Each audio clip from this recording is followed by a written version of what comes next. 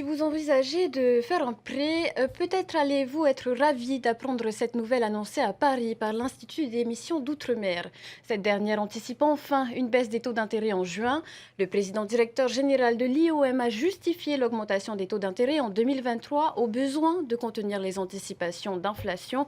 Aujourd'hui, il s'est félicité d'avoir ralenti l'inflation en Polynésie en deçà de 2% et que les taux d'intérêt soient stabilisés depuis plusieurs mois. Selon lui, les investisseurs sont dans l'attente de choix en matière de fiscalité de la part du gouvernement. On l'écoute au micro de Nathalie Tissot. Un premier paramètre à considérer, c'est ce que la BCE pourra décider en matière d'inflexion de taux d'intérêt. Les marchés, quand vous regardez un certain nombre d'indicateurs, anticipent une baisse des taux d'intérêt dans la zone euro à l'horizon de juin de cette année.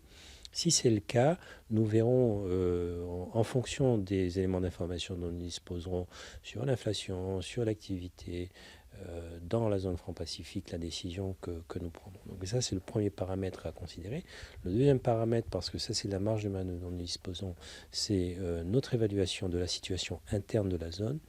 Et quand je dis la zone, ça n'est pas simplement la Polynésie, c'est aussi regarder ce qui se passe en Nouvelle-Calédonie et à Wallis-et-Futuna, qui sont les deux autres territoires qui font partie de la zone. L'attente des opérateurs, des investisseurs, des entreprises, quelles qu'elles soient, notamment dans le secteur hôtelier, c'est que précisément les choix fiscaux du gouvernement soient précisés. Le plus tôt est le mieux.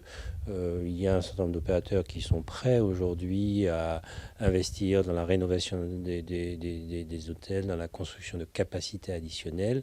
Ce qu'il manque, selon eux, c'est cette clarté sur les choix fiscaux.